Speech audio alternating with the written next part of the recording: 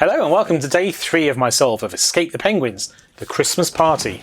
Right, there we go. Now yesterday we discovered that our door for today was not here on the right. It's always on the right because this is where the chocolate is. This was 1 and this was 2 here. So there we go, yes.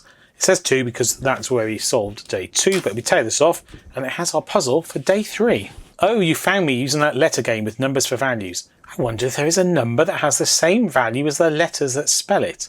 And it gives you the rules, I think, for English Scrabble. Giving you the example that ONE is 3 points because they're all on the 1 point list. So basically I think we're thinking of numbers, 1, 2, 3, 4, working out what their value is, and then when we find one that has the same value as its letters, we look for it on the calendar is my guess. So 1 and 2 and 3 clearly can't work because there's too many letters even if they're just 1.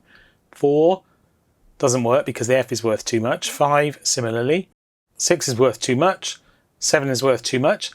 8 is worth too much. 9 is clearly not worth enough. It's only worth 4.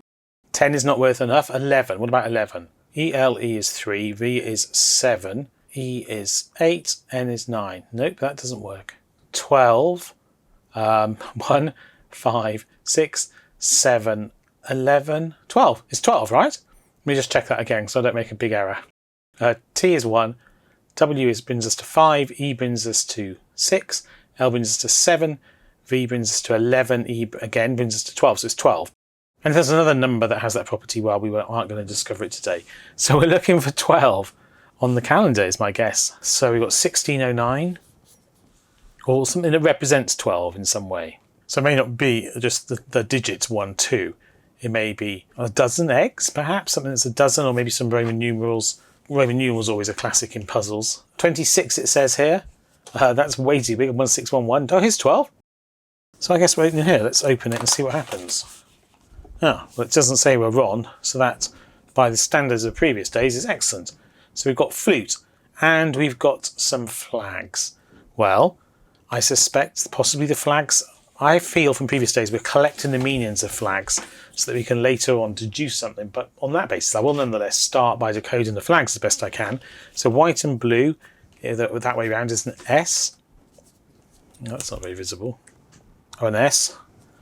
And then yellow with a black centre isn't on the list of flags. Blue and white checks is here, and there's an N. Something N. It's going to be song.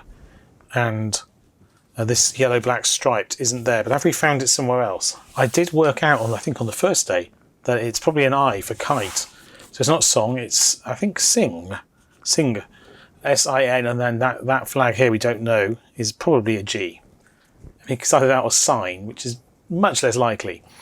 So we've decoded some flags. But what we have here is somebody playing the flute. And I'm going to detach that because it's going to be much easier to look at the back of the calendar where I see these things.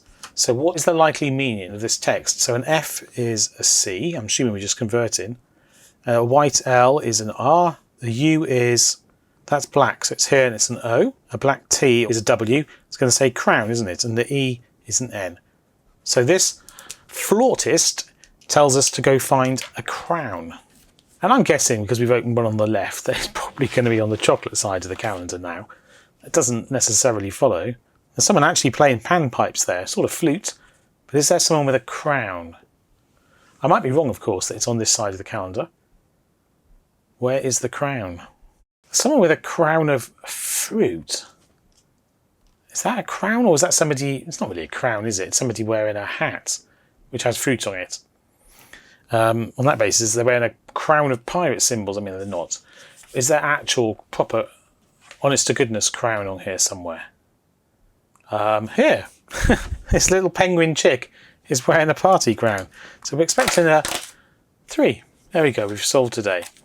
And we've got some stuff for tomorrow. And perhaps a prompt for tomorrow. But nonetheless, here's our chocolate for today. And someone asked me in the comments what the chocolate tastes like. And it's perfectly fine, actually. It's quite nice. Well, there we go. That is day 2 solved. I hope you'll join me tomorrow for day 3 and maybe have a check out of some of my other Advent Calendar solves I'm posting this Christmas too. But otherwise, until I see you in a past or a future video, all that remains is for me to say take care and goodbye.